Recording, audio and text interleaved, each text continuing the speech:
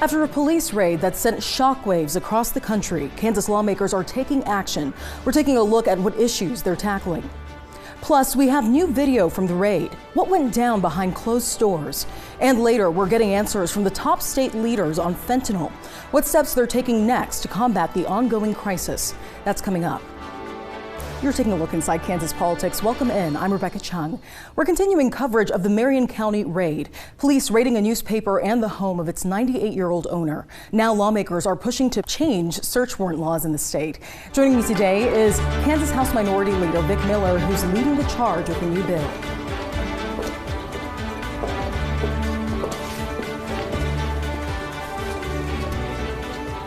Leader Miller, thank you for joining us today. We're going to talk about the new bill House Democrats are introducing, but first we want to play new video that we have from the police raid. Now, aside from the Marion County Records Office, police raided the home of Joan Meyer. She was the 98-year-old co-owner of the Marion County Record. In the video, you can hear her yelling to police to get out of her house. That didn't happen. Joan sadly passed away the following day.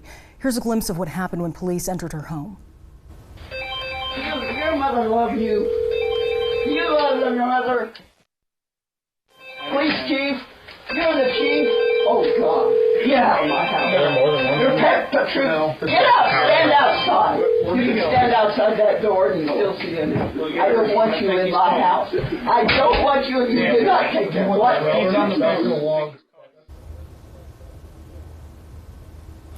Vic, what was your reaction to seeing that video and when you first heard about the raid? Well, when I first heard about the raid, I was extremely upset that something like that could happen in America, could happen right here in Kansas. When I saw that video, it just added to the tragedy, that knowing that the next day that woman had passed, it was just sad. I understand now that this bill that you've introduced by House Democrats would prevent magistrate judges from authorizing search warrants. What inspired the new legislation? Why focus on the judge in this scenario, and what mistakes do you think were made? Well, I think mistake was issuing a search warrant. From what I know, issuing a search warrant under these circumstances with against members of the media. We have laws against this very thing happening. There's a different process you follow if you want a search warrant related to the press. They did not follow that process. But it was also the circumstances surrounding the issuance of this particular warrant very disturbing, in that it seems like the media there, the Marion Record, got under the skin of local law enforcement, and I think they acted, from what I can tell, way beyond their authority. Now, from my understanding, magistrate judges don't have as much power as district court judges. This could also mean that they're more readily available to sign off on a search warrant compared to a district judge that may have a busier schedule or extensive caseload. Are there any concerns that by limiting who can sign off on a search warrant, that this could have an adverse effect, so creating more work for district judges and in turn making the process less efficient? Well, understand that we're introducing this legislation to keep this story alive. It's now August.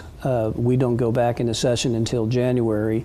And the primary purpose of introducing this thought was simply that we'll have something to debate, something to discuss, and something to ponder as to how we prevent an incident like this ever happening again. I don't really believe that this particular proposal is the answer, but if it keeps the discussion alive and we discover other things that might help, that's our main mission. Tell me a little bit about how you think this would go over with Republicans come legislative session. Have you had those discussions? I've not had those discussions, but I would think if there was ever a bipartisan issue, freedom of the press would be a bipartisan issue. I would hope and I would think that Republicans are just as concerned about what went on here as Democrats are. We're the first ones to offer a suggestion, but I'm hoping we're not the last. Leader Miller, thank you. Coming up, what are Republicans saying about the new legislation? We have their reaction up next. We'll be right back. You're watching Inside Kansas Politics. Come Come and see why Faith Furniture was voted the #1 furniture store in Manhattan. Start with the Design Center, where you can create your dream room with stationary leather in an array of leathers, or reclining leather by Barcalounger. And of course, hundreds of items in stock ready for immediate pickup or quick delivery by our professional delivery team. With Labor Day pricing and up to 60 months free financing, you'll know why Faith Furniture was voted the #1 furniture store in Manhattan. This Promise Scholarship allows Shawnee County High School graduates to attend Washburn University tuition-free if they are Pell Grant eligible or demonstrate annual household income of less than $75,000. We care about our kids and we care about our youth. Keeping kids home is so powerful. This is a game changer for Shawnee County students who are looking for that genuine dream factory to go to school. It is a great day to be an Ichabod. Imagine looking at life through the eyes of a child, being filled with wonder and excitement about what the future holds. Lewis Toyota knows a strong community starts with those who will one day lead us. We want to thank the Seaman School District. And please remember to shop local. Go Vikes!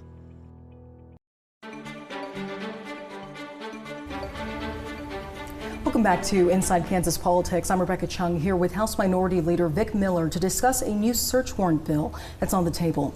Leader Miller, we have reaction from Republican leadership on the legislation that Democrats introduced. Speaker of the Kansas House, Dan Hawkins, sent the following statement. Let's take a look. He says, "It's always worrisome when constitutional rights are at issue.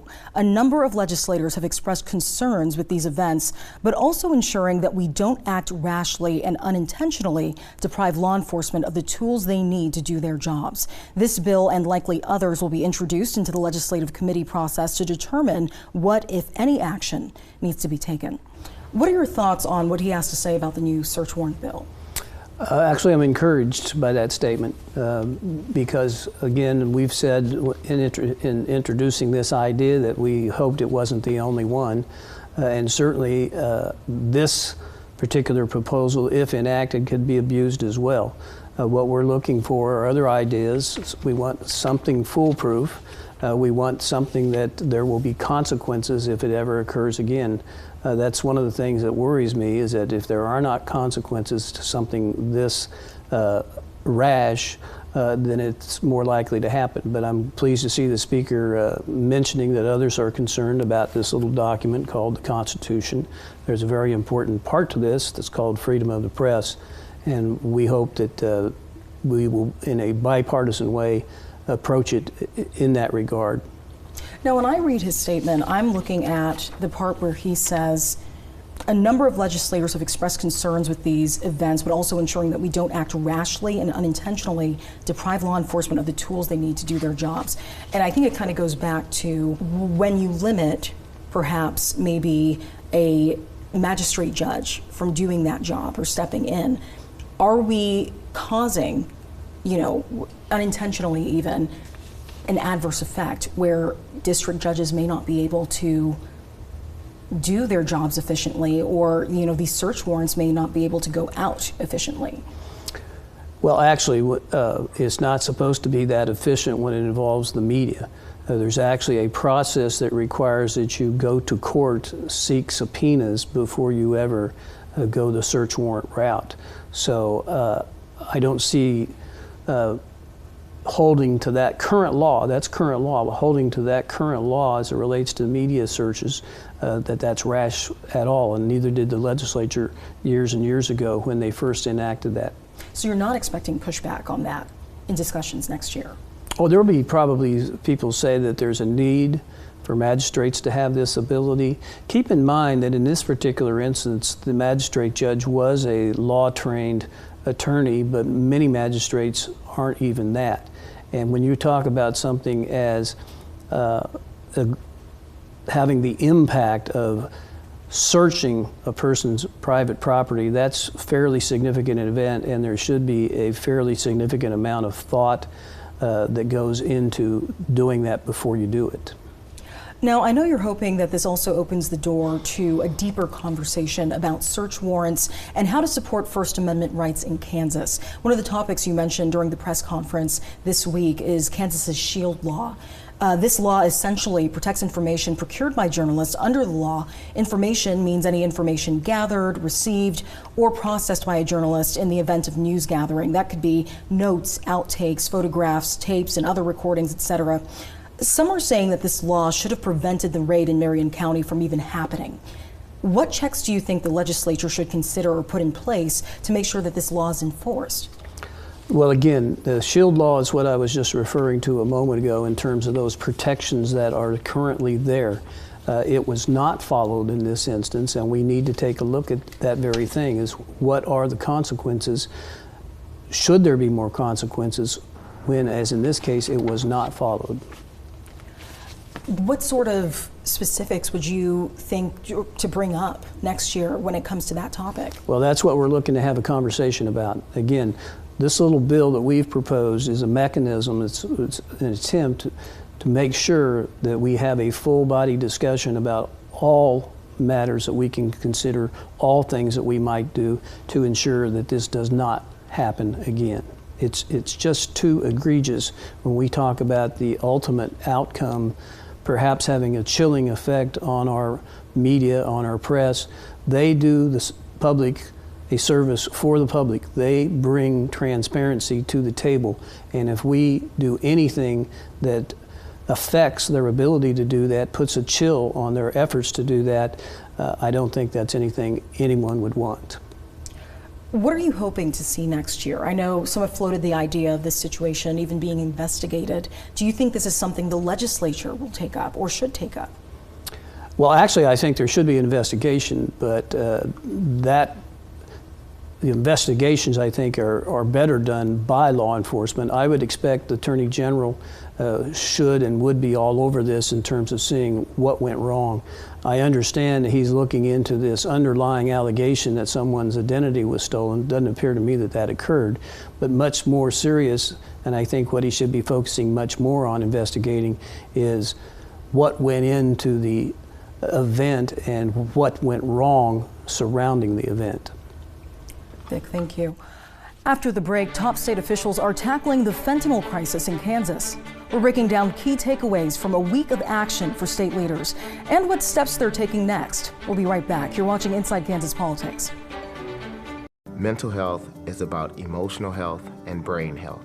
Healthy children and families. And a healthy Kansas. Go to acmhck.org to find your local community mental health center. The Labor Day extravaganza is on at the Mattress Hub, and now's the time to save big. Get free adjustable bases, the best brands up to 50% off, and Sealy mattresses starting at $2.99. Shop local and let the Mattress Hub change the way you sleep forever. Can you believe it is already back to school season? We know that all of you parents out there are rushing around in preparation for the new school year. We want to remind you of one of the most important things you can do for your children before they head back to the classroom, which is making sure they are up to date on all of their vaccinations, including their COVID vaccinations. You can even have their eyes checked and make sure their smiles are ready for school pictures. So make sure your kids are protected by making a vaccination appointment with Grace Med. Call 785-861-8800 to make an appointment. You may not know these people, but they work hard every day to clear the shelters and find animals like me a forever home. They teach me and love me so that one day I can be the perfect pet for you. Now through August 31st, 27 KSNT needs your help to clear the shelters. Head to a shelter near you to adopt a pet. Or donate online. Join 27 KSNT as we clear the shelters. To get involved, go to ksnt.com/CTS. Sponsored by Sharp Honda. Car accident? Devon James wins. The real beauty of Kansas lies in the strength of its people. Hardworking, determined, resilient. But sometimes, even the best of us can use a little help. As attorneys, we have the privilege of being your advocate when you need help the most. Because what matters to you matters to us. And that's why if you've been injured, Devon James wins. Anywhere in the state, dial 8.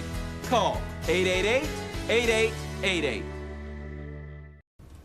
Welcome back to Inside Kansas Politics. I'm Rebecca Chung. We're shifting now to the fentanyl crisis in Kansas. Top state leaders partnered with law enforcement for a week of action. Joining me today to talk about the statewide campaign is U.S. Senator Roger Marshall.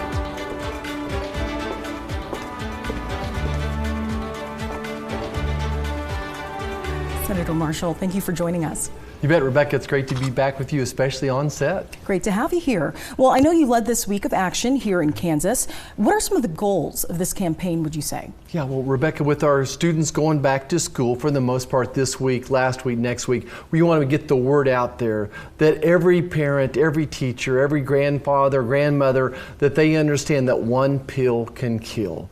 One fake pill laced with fentanyl can kill an adult. And right now in Kansas, it's easier and cheaper to get a fentanyl tablet than it is to order pizza online. That your grandchild, that your daughter, your son could go on Snapchat right now for $1 a pill. They could order fentanyl. And again, just one pill can kill. This is an accidental poisoning is what it is.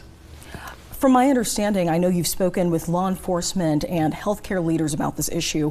What was the most shocking statistic, do you think, that you've heard thus far that you didn't know before? What were some of the key takeaways from this week? Well, I think, just number one, that in addition to losing 1 Kansan a day, we're also using Narcan 10 or 15 times a day. I spoke with the fire department in Kansas City this week, and they said that they're making 3 or 4 runs every day using the Narcan out there as well. So I think the Narcan's being used much more frequently than we realized. Otherwise, we'd be losing another 10 or 20 young adults every day in the state of Kansas.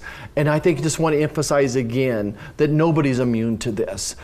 Regardless of what part of the city you live from, what your last name is, how much money your parents make, that nobody is immune from this. It's an accidental poisoning of our youth.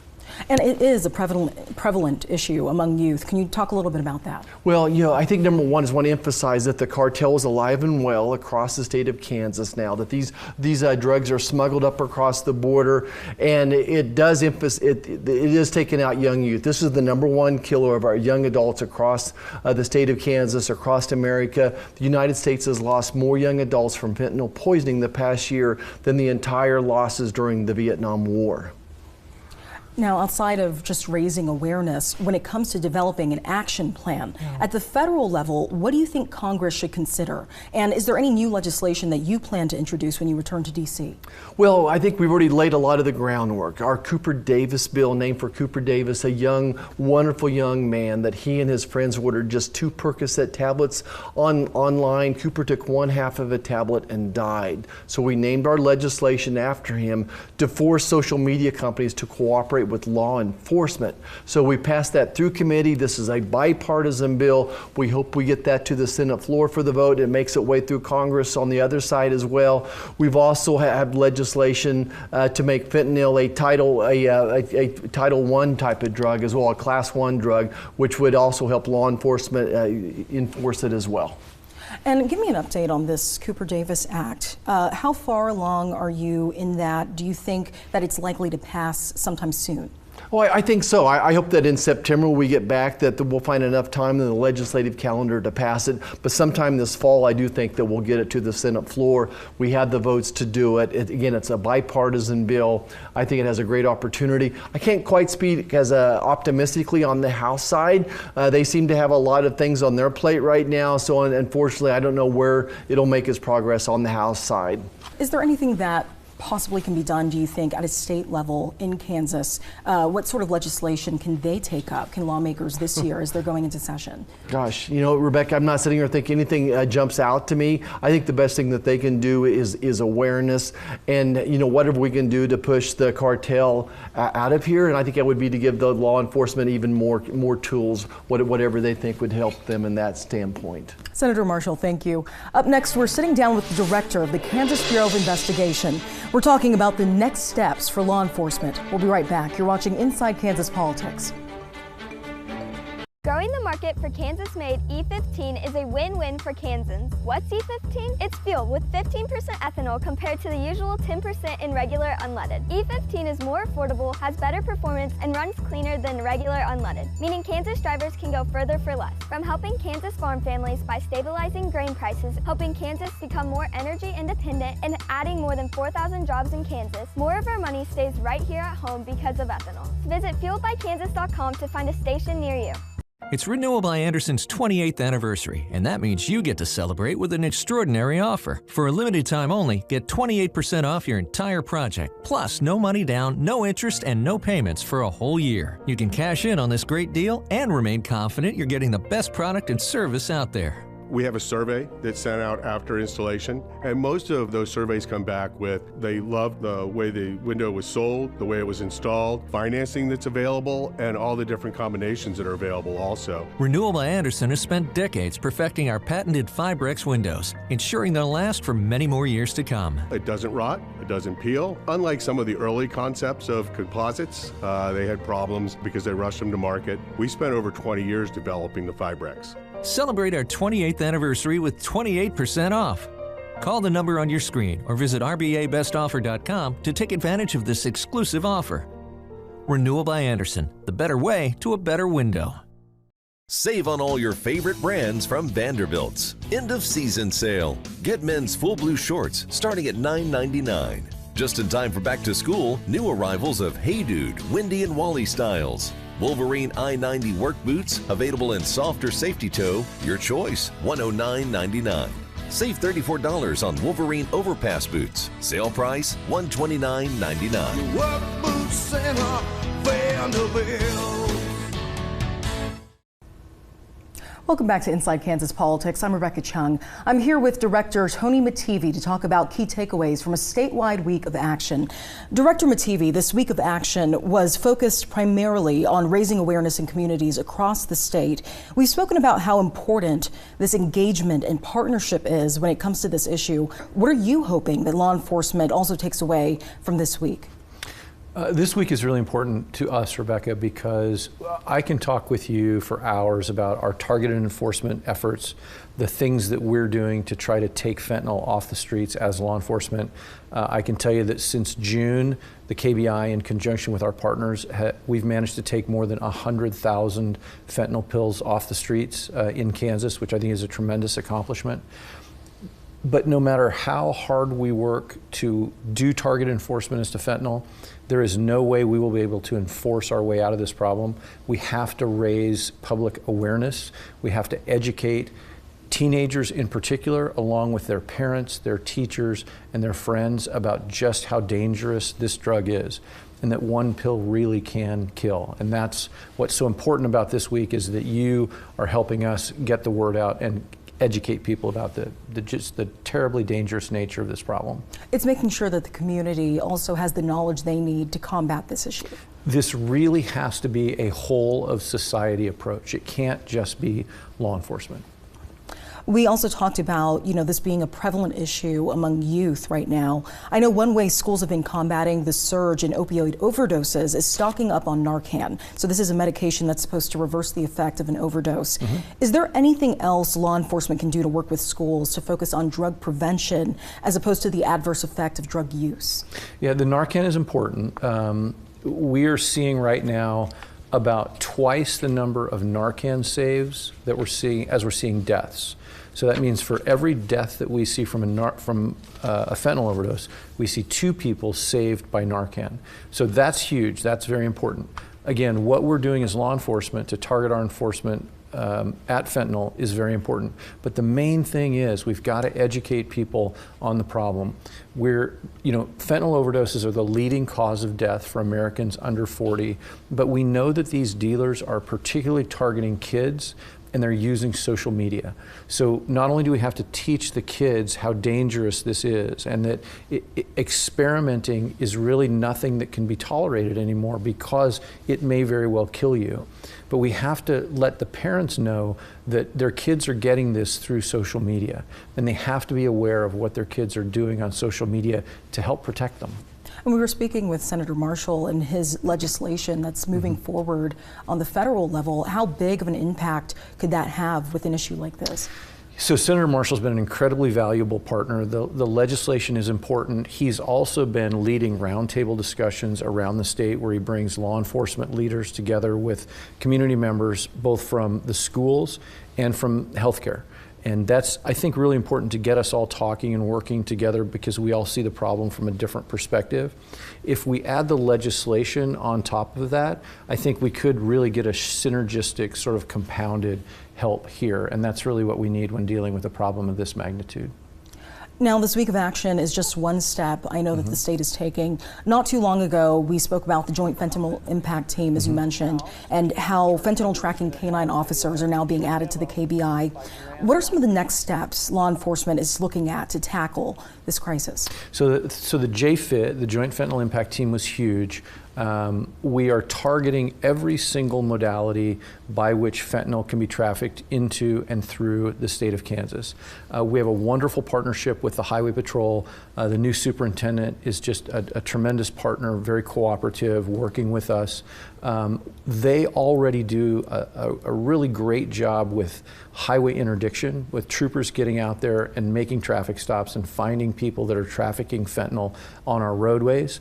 The JFIT is going to add on top of that the ability to go after packages that are being mailed or shipped with fentanyl in them, aircraft that are flying fentanyl, buses, rail, hotel motel interdictions. We're really doing everything we can to go after every way that fentanyl can be trafficked into and through our state.